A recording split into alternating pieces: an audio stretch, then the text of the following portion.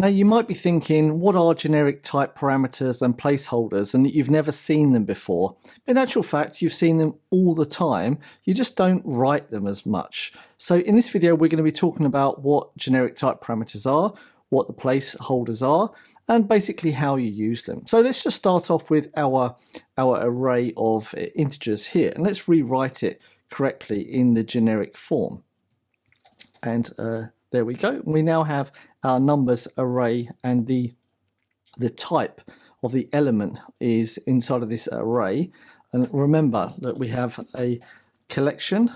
There's three types of collections. There is array, there is dictionary, and there are sets. Okay, and there are sets. So now we have an integer array here of numbers, and now we have headers, and this is containing a key and a value. So a string is the key, and then the value is any. So we can put a string here, we can put an integer here, we can put a double here, we can put basically anything inside of this as well.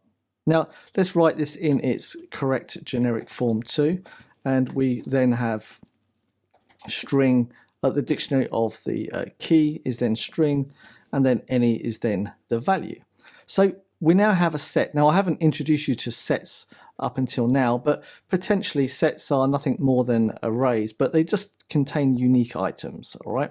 So where set here is containing, it's been initialized with an array of strings. So we can turn around and say that this is going to be a set of strings. Okay, and we can add another item to the shopping list here of grapes, and when we print them out, you can see here 1 2 3 4 5, and then we've got content type text plain, and content length is 10, and apples, pears, and grapes printed out. Super simple. You've just now seen arrays, dictionaries, and sets. Nice and simple. And when we come to numbers, if we want to iterate through them all as well, you can see here that we have the numbers, and we can print out the values. Super easy. So you see here, this is collections, dictionaries, and sets, and also you see generics in its normal form that's everywhere in Swift already, as I've mentioned in other videos. So now, what are generic type parameters and placeholders? Well, let's just write a function, a generic function now, and see whether or not you've seen generic type parameters and placeholders already. And let's just create an add function, and we're going to add a, and then we're going to add an integer of, an integer a to b, and then we're going to return an integer as well, and then we just do a plus b. And we've seen this in other videos too. We can use this function, and we can say results, add, and then 1 and 2. And by no surprise, we see here with type annotation that we get a result of an integer. Happy days, we've seen this already, and we've seen already that we can do, like, say, add u to u, and then return a u. We've seen this already, and we get a compile error because we've got to make the u conform to additive arithmetic, and then we're all happy. So have we seen generic type parameters and placeholders already? Exactly, yes we have. So this, what's happening here, is the generic type parameters, all right?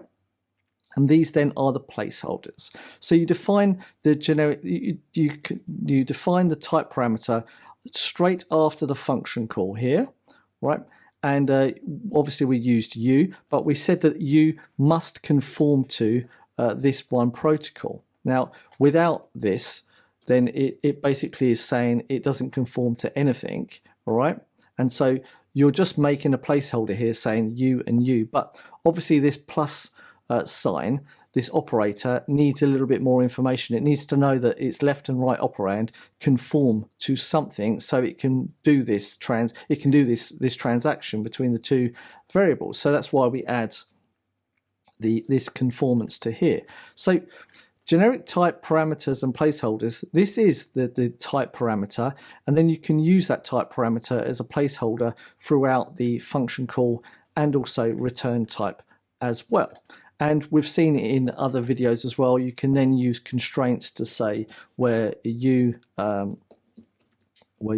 is then going to have be this, and we can change the u here.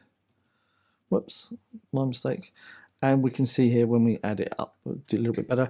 We can add then the conformity, the constraint after the function call as well. It's whichever way you like it. I like it a little bit better with inside of the angle brackets, but if you like it afterwards, do it that way. It doesn't really have any difference to it.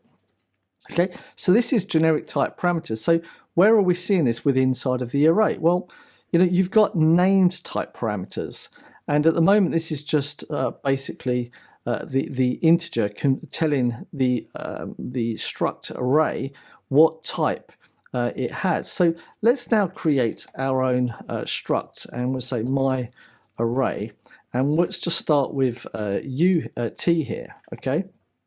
And we don't have to worry about what, well, let's just say items is going to be then of t, and then we'll make a function, say it gets items, and this is then going to be a completely useless struct, but it's just going to return items. So right now we can create my array is here, and we can say my array, and we can say the items, and it's just going to be empty.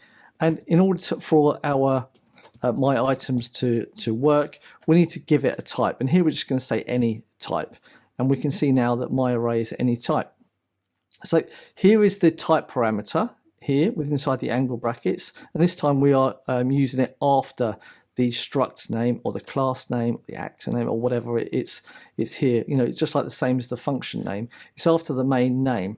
Now, if we want to give it a named parameter, well, t is a name. We're just using a character instead.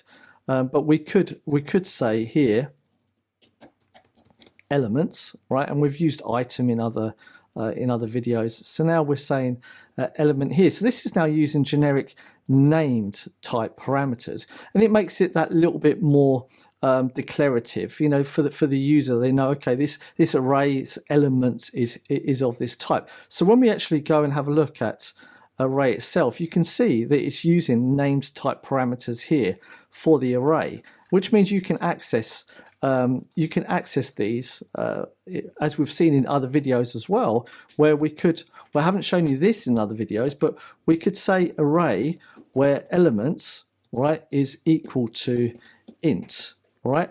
And now we can add any items. We can add basically a function to this one array. So we can just say add all, for example, and we just say int, and then we could say self reduce into as a 0, and then b, and then we're just going to basically say partial result plus b, plus b, and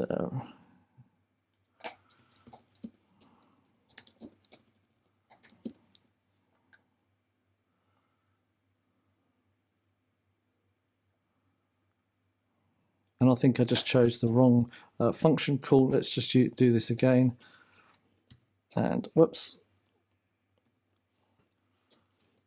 and then we come to this one and do b, and when we can say partial result plus b, and build this. Okay, this is fine. So now when we come to our items, sorry, now when we come to here, we can see sum is then going to be numbers and add all, and when we print this out, we can run this once again, and we can see the sum. We get 15. So it means that if we had an array here, for example, of, and we changed it now to this, cannot convert double to, all right, we need to change this to double, right? And 2, 3, 4, and 5 will work fine. You can see now referencing instant method add all on array requires types double and int to be equivalent. You see, so we can't do this because we put constraints on the type parameter to say that this type parameter implementation needs to be of type integer. So this is why we add named type parameters, so we can add some form of conformity, some form of constraints to it, and use them within extensions as well for that one specific array. Now, if we had this is basically, because I don't want to get too deep into this. So this is an advantage of using generic named type parameters or generic type parameters and their placeholders. And the placeholders, like I said, they're nothing more than the usage of then the parameters within inside of the function or within inside of the struct, just like here.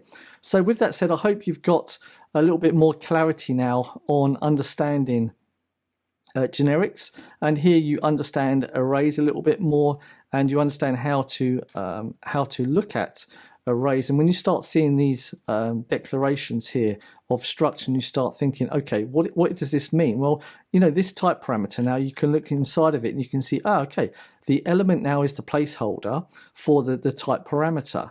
And so on. So you can see, you can read the documentation and see what is actually going on with inside of this one declaration of the struct.